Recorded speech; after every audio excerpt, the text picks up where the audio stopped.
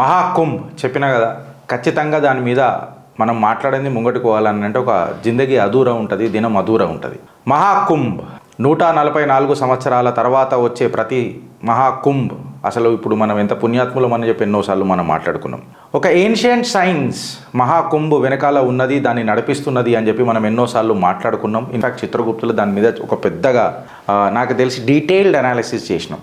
ఆ కాడికి వస్తే మనం ఇది కూడా మాట్లాడుకున్నాం ఏంటంటే, ఏవైతే 4 అత్యంత పవిత్రమైన స్థానాలు ఉన్నాయో భారతదేశంలో, మన ప్రయాగ్రాజ్, హరిద్వార్, ఉజ్జయిన్, అట్లనే నాసిక్, ఏవైతే పవిత్ర నదుల పక్కన ఉన్నాయో దాని మీద కూడా మనం డిసైడ్ చేసుకున్నాం.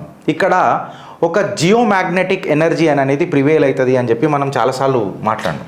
జియోమాగ్నెటిక్ ఎనర్జీ అనేది ఒక కాస్మిక్ ఎనర్జీ, అంటే ఒక దైవానికి సంబంధించిన ఎనర్జీ అనేది కాకుండా ఇట్ ఈస్ ఒక సైన్స్ మాట్లాడిన వర్డ్ అది. సో ఈ జియోమాగ్నెటిక్ ఎనర్జీ అనేది ఈ ప్లేస్లలో ఎక్కువ ఉంటుంది అని చెప్పి అలా సైన్స్ మాట్లాడుకుంటుందంటే మనం ఎంత గర్వపడాలా అని చెప్తున్నా. బికాస్ మన ఋషులు, మునులు, తపస్వీలు ఇవి ముందే మనకు చెప్పిండ్రా లేదా? ఆ కాడికి పోయిందా అని అంటే ఆడికి ఆగలే. ఆధారాలతోనే మీ చిత్రగుప్తు కాబట్టి ఒక జోవియన్ ఎఫెక్ట్ అని అంటారు. జోవియన్ ఎఫెక్ట్ అంటే ఏదైతే జూపిటర్స్ది మ్యాగ్నెటిక్ ఫీల్డ్ ఉందో, ఇగో ఈ పార్ట్లో, ఇక్కడ ఈ పార్ట్ నుంచి ఇట్లా జూపిటర్స్ది మ్యాగ్నెటిక్ ఫీల్డ్ ఉందో, ఇది ఈ జూపిటర్స్ మ్యాగ్నెటిక్ ఫీల్డ్ ఏం చేస్తుంది అని అంటే, మన సూర్యుడి నుంచి ఇక్కడ క్లియర్ కట్గా రాసిరు friend, Jovian effect where the Jupiter's magnetic field blocks cosmic rays changing energy patterns on the earth for a while. అంటే జూపిటర్ యొక్క మ్యాగ్నెటిక్ ఫీల్డ్ ఏదైతే ఉందో, కాస్మిక్ ఏవైతే రేస్ వస్తున్నాయో దాన్ని కొంచెం సేపు బ్లాక్ చేసి ఈ ఎనర్జీ ప్యాటర్న్స్ని భూతలం మీద కొంచెం మారేటట్టు చేస్తుంది. ఏది? ఈ గ్రహ కూటమి, ఈ మహాకుంభ్ నాడు, అంటే ఈ 40 రోజుల పాటు ఈ ఎస్పెషలీ గ్రహ కూటమి ఏదేది మన సూర్యుడు, చంద్రుడు, బృహస్పతి. సో ఈ జియోమాగ్నెటిక్ ఎనర్జీ ఎక్కువ ఉంటుంది అని చెప్పి ఆలోచిస్తే, ఎక్కడ ఉంటుంది అని చెప్పి ఆలోచిస్తే, ఇది మన రివర్, నదులు ఎక్కడెక్కడైతే ఉంటాయో అక్కడక్కడ ఈ జియోమాగ్నెటిక్ ఎనర్జీ అనేది గట్టిగా ప్రివేల్ అవుతుంది, ఉంటుంది. అందుకే అక్కడ స్పిరిచువల్ గ్రోత్ ఎక్కువ ఉంటుంది అని చెప్పి వెనకటికి మన ఋషులు డిసైడ్ చేసిన కథ ఇగో ఇయ్యాల నిజమైందా లేదా. అబ్సల్యూట్గా ఎలక్ట్రోమాగ్నెటిక్ వేవ్స్ కూడా ఆడ పెట్టిండ్రు. దీని మీద ఒక పెద్ద చర్చ జరుగుతున్నది, భారతదేశంలో కాదు యావత్ ప్రపంచంలో జరుగుతున్నది. ఇప్పుడు జోవియన్ ఎఫెక్ట్ అనేది గిరీష్ గాడో లేకపోతే ఎవడో ఇక్కడికి వచ్చినోడు మాట్లాడినోడు కాదు, మీరు నమ్మే ఆ వెస్టర్న్ వాళ్ళే చెప్పిన మాట. అది ఆధారాలతోనే మీ చిత్రగుప్తు కాబట్టి మేము ముంగట పెట్టిన ఫ్రెండ్స్. ఈడికి ఆగిపోయిందా అని అంటే ఒకసారి మనం చరిత్ర యాద్ చేసుకోవాలి. 19th సెంచరీ నాడు కుంభ్ ఏ రకంగా జరిగింది, ఈ ఫిరంగి నా కొడుకులు ఉండే కదా బ్రిటిష్ గారు, వీళ్ళు ఎట్లా చేసిండ్రు, ఆనాటి మన జాతి గౌరవం వీళ్ళు ఎట్లా తుంగల దొక్కనికి ప్రయత్నం చేసిర్రు, మనం కూడా ఎట్లా కొట్లాడినాం మన గర్వాని కోసం అనేది మన నెక్స్ట్ స్లైడ్ పోదాం. మహాకుంభ్ 19th సెంచరీలో కూడా జరిగిన మహాకుంభ్ల British East India company Prayagraj 19th సెంచరీలా ఈ కుంభ్ మేళాని జరుపుదామని చెప్పి డిసైడ్ అయినరు. ఏదైతే 12 సంవత్సరాలకు మన కుంభ్ వస్తుంది, మహాకుంభ్ వస్తుంది, ఎక్సెట్రా ఎక్సెట్రా. సో ఈ బ్రిటిష్ ప్రభుత్వం ఏం చేసిందని అంటే ఫ్రెండ్స్, ప్రతి భక్తుడు ఎవరెవరైతే కుంభ్ మేళాకు వస్తారో వీళ్ళు ఒక పైసా ఎక్స్పెక్ట్ చేసారు కంప్లీట్గా.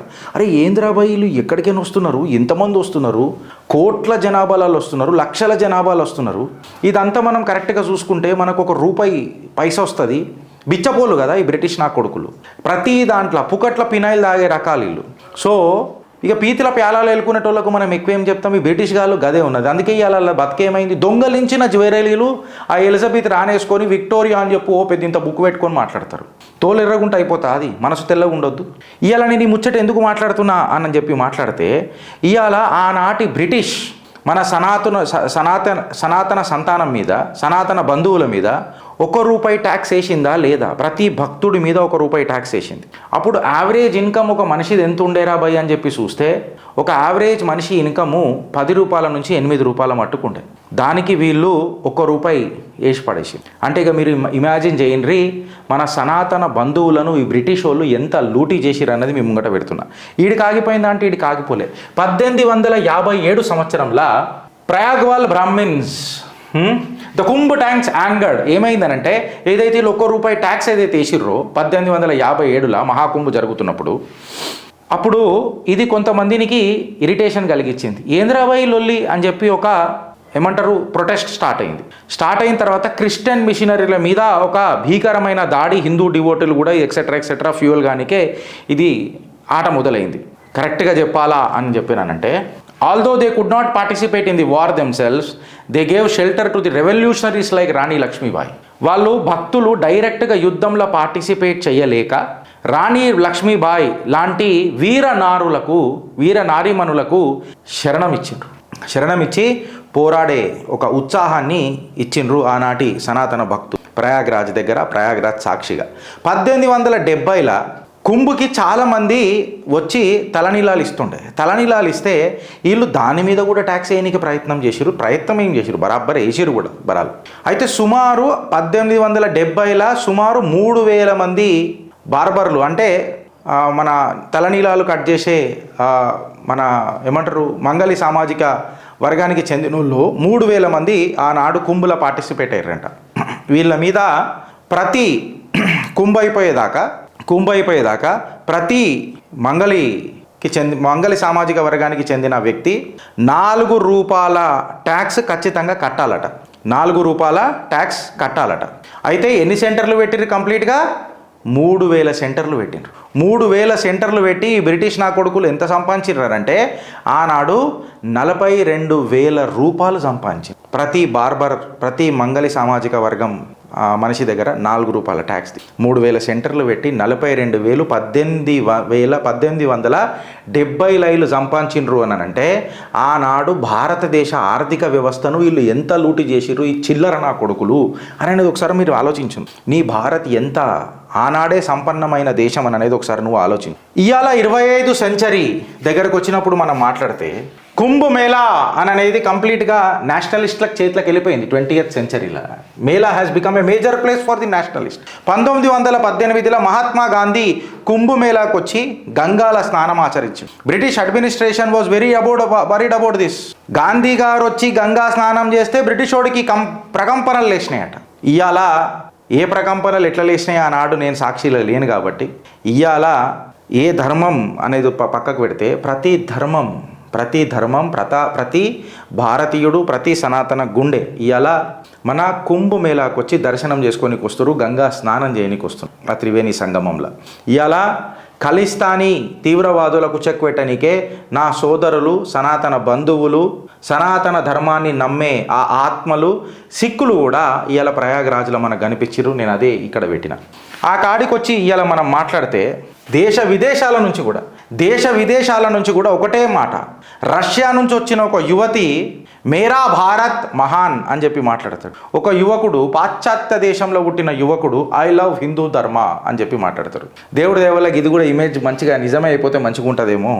ఆనాహితో తెరకు ధర్మకే అందర్ ఆనాహి పడేగా వనభీమాయి చెమ్మక చెల్లు అని ఉండదా? అలా అర్థమైందా? సీదా ఒకటే ఉంటుంది. ఏముంటుంది? ఆది నుంచి అనంత వరకు ధర్మబద్ధంగా నడుచుకో అని చెప్పిన ఏకైక ధర్మం సనాతన ధర్మం. సో నువ్వు కూడా ఖచ్చితంగా రావాల్సిందే. ఇది ఏ ఇమేజ్ అని అంటుర్రు, ఇది నిజంగా సత్యం అయితే చాలా బాగుండు అని నాకు అనిపిస్తుంది. పాశ్చాత్య దేశాల నుంచి వచ్చి ఎంతోమంది మన సనాతన ధర్మాన్ని ప్లస్ మన మహాకుంభుని గర్జించి మాట్లాడుతుంటే ఈడ కొంతమంది భారతీయులే మన మహాకుంభుని అవమానించే పద్ధతిలో తీసుకోబోతున్నారు. ఇది ఎక్కడి ధర్మం, ఎక్కడి న్యాయం అని అంటున్నారు. ఒక సాధువును అసహనానికి గురి చేస్తే గుంజి ఖాన్బైరి కొట్టిండు, గుయ్యమని అన్నది. మళ్ళీ వెనుకకు మరలకుండా తిరగకుండా పోయిండాడు. ఇంకా కొంతమంది ఏమో కాషాయ వస్త్రాలు వేసుకొని చిన్న పైజామాలు వేసుకొని తిరుగుతారు కదా పట్టించరగాళ్ళంతా, నాడలేని పైజామా పట్టించరగాళ్ళు. వీళ్ళకేమో కాఫీర్లను చంపాలా, కాఫీర్ల మహిళలని ఆత్మాభిమానాన్ని దోసుకోవాలా. కాకపోతే కాఫీర్ల పైసా మాత్రం వీళ్ళకి కావాలా. దోసుకున్న పైసా మళ్ళీ హరాం కాదా? మీకు నేను అడుగుతున్నా, మీకు చెప్తున్నా. ఇది దురదృష్టకరమా కాదా? భారతీయులే. ట్విట్టర్లో మీకు పోతే సోషల్ మీడియాలో అక్కడక్కడ కనిపిస్తుంది. బట్ నేను చెప్పేది ఏంటనంటే at the end of the day మన ధర్మాన్ని మనము గౌరవించుకుందామా లేదా, గర్జించి చెప్పుకుందామా లేదా అన్నది ఒక పెద్ద టాపిక్ ఇవ్వాలి. ఇన్ఫ్యాక్ట్ టాపిక్ ఏంది, అది మనం నమ్మాలా, చెయ్యాలి, ఆచరించాలా.